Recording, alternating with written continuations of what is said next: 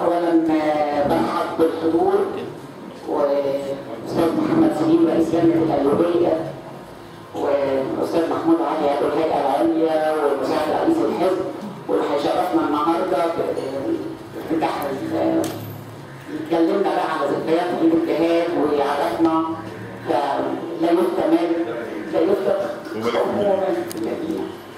انا مش هتكلم عن الحقبه التاريخيه وطبعا بضيوف لجنه اسكندريه ولجنه القلوبيه ولجنه الغربيه مرحبا بيهم في بيتهم. يعني انا اللي بتاعها بيه ده البيت والبيت هنا ما فيهوش حد ضيوفه. ده بيت الامه زي ما بيقولوا، ده الاول بيقولوا بيت الورديين. انا مش هتكلم عن الحقبه التاريخيه ولا كلام تاريخي، هسيبه طبعا لاستاذي الاستاذ محمود علي.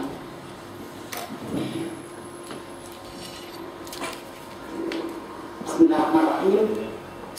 ان الوفد منذ ان قام اتخذ من الديمقراطيه مذهبا وفكرا والتزم بها عملا وسلوكا، وان الوفد مصدر السلطات وهي ركنا ركينا من نشاط ودعوته ينقذها للشباب جيل بعد جيل، مناديا بان الحريه حق مقدس يكتسبه الانسان للميلاد ولا يسوغ كائن من كان ان يسلبها منه.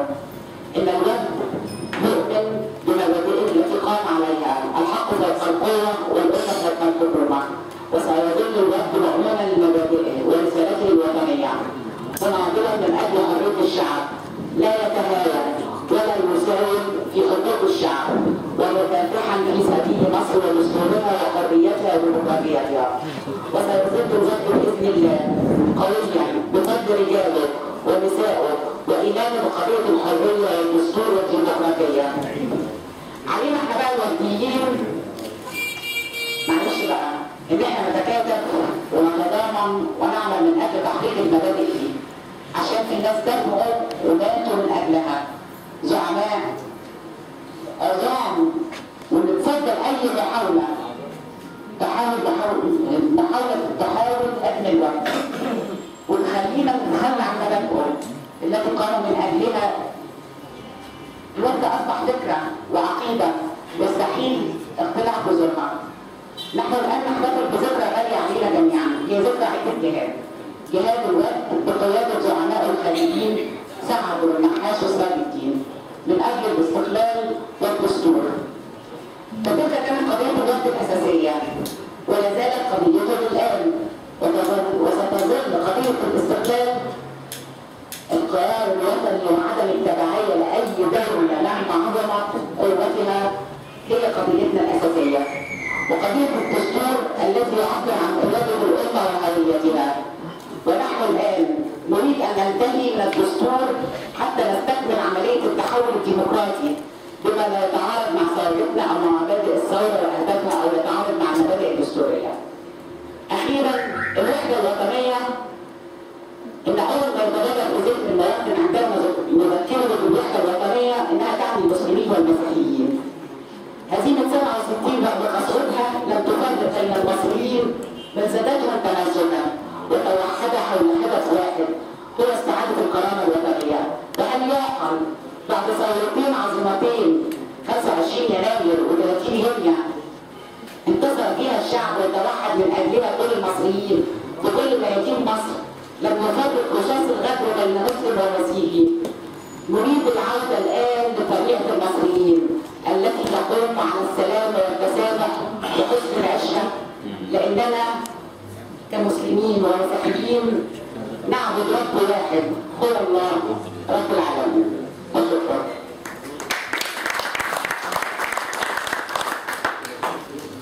بدءا لحضراتكم جميعا تحيات الدكتور سيد البدوي واعتذاره عن عدم الحضور، وهو مرسل لحضراتكم بكلمه مسجله هنستمع اليها حالا. بسم الله الرحمن الرحيم. زميلاتي وزملائي اعضاء حزب الوفد، بناتي وابنائي شباب الوفد، السلام عليكم ورحمه الله وبركاته. تحيه لكم جميعا في ذكرى عيد الجهاد، ذكرى بداية كفاح الوفد من أجل استقلال الوطن وقيادة الحركة الوطنية. في مثل هذا اليوم منذ 95 عاما بدأ كفاح الوفد الوطني، وبدأ قيادة الوفد للحركة الوطنية المصرية بقيادة الزعيم خالد الذكر سعد زغلول. وظل هذا اليوم عيدا وطنيا يحتفل به المصريون جميعا، فكفاح الشعب ليس ملكا لحزب أو لزعيم، ولكنه ملك للشعب المصري كله. ظل هذا اليوم أجازة رسمية في مصر حتى ثورة 1952، وظل الوفد عند حسن ظن المصريين به، فلم يخذل المصريين في أي موقف يتطلب وأداء الوفد لواجبه الوطني. وكما كان الوفد عند حسن ظن شعب مصر به ما قبل 52، ظل الوفد أيضا عند حسن ظن الشعب المصري به بعد ثورة 52. فقاد الوفد المعارضة المصرية في عهد النظام السابق منذ عهد الرئيس السادات وعهد الرئيس الأسبق حسني مبارك. قاد الوفد المعارضة دون تردد أو تهاون أو مهادنة. وكانت الصفعة الكبرى التي وجهها الوفد للنظام في عز قوته وجبروته يوم انسحب الوفد من انتخابات مجلس الشعب سنة 2010. انسحب الوفد بعد الجولة الأولى، وكان هذا الانسحاب هو المسمار الأول الذي تم دقه في نعش النظام السابق. انسحب الوفد في وقت لم تكن بدأت فيه إرهاصات الثورة أو مقدمات لأي ثورة أو انتفاضة، لأن الوفد دائما لا يمكن أن يخذل شعب مصر، ولا يمكن أن يشارك في خداع هذا الشعب بأي وسيلة من الوسائل. بدأت ثورة 25 يناير، وكان في طليعة الثوار شباب الوفد ورجاله. يوم 25 يناير خرج قيادات الوفد وشباب الوفد ليكونوا في طليعة الثوار حاملين أعلام الوفد التي تحمل الهلال معانقا الصليب، وكان تواجدهم في ميدان التحرير لافتا لكل من هم موجودون في ميدان التحرير. فكان الوفد شريكا رئيسيا ضمن شركاء ثورة 25 يناير. ونجحت الثورة، وشارك الوفد في قيادة المرحلة الانتقالية، وشارك الوفد في انتخابات برلمانية لأول مرة تجرى بعد ثورة 25 يناير. وكان حزب الوفد هو الحزب المدني الأول بعد الأحزاب الإسلامية، بعد حزب الحرية والعدالة وحزب النور. كان الوفد في مجلس الشعب، وكان الوفد في مجلس الشورى بنوابه الذي انتخبهم الشعب. وعندما شاركنا في الجمعيات التأسيسية وارتأينا أن هناك اتجاها للتلاعب بالدستور، قاد الوفد انسحاب القوى المدنية كلها من الجمعيات التأسيسية.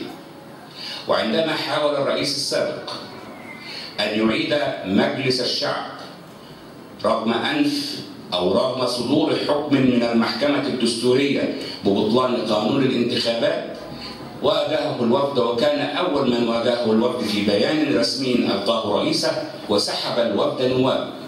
وعندما عقد اجتماعه بناء على دعوة من رئيس مجلس الشعب بعد قرار رئيس الجمهورية، صدرت تعليمات الوفد للنواب بعدم الذهاب، وذهب نائبان قرر الوفد فصلهما. واجه الوفد الرئيس السابق عندما حاول عزل عبد المجيد محمود المستشار عبد المجيد محمود النائب العام وعينه سفيرا في الفاتيكان، وبدأ الوفد مواجهة النظام السابق منذ هذه اللحظة.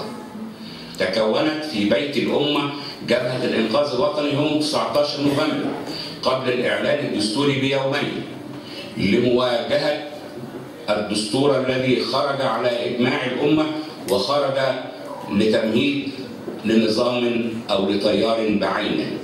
وتشكلت جبهة الإنقاذ على غرار الجبهة الوطنية التي شكلها الوفد عام 1935 لإسقاط دستور 30 وإعادة دستور 1923.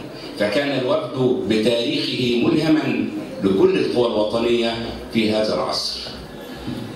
واجهنا النظام السابق بكل قوة، وعندما حاولوا الاعتداء على النائب العام بعد عودته، ذهب شباب الوفد بأعداد ضخمة لحماية النائب العام وتمكينه من دخول مكتبه وممارسة عمله، فكان شباب الوفد دائما هم درع الوفد وسيفه في مواجهة البلطجة التي كان يمارسها شباب التيار الإخواني وشباب التيارات الأخرى.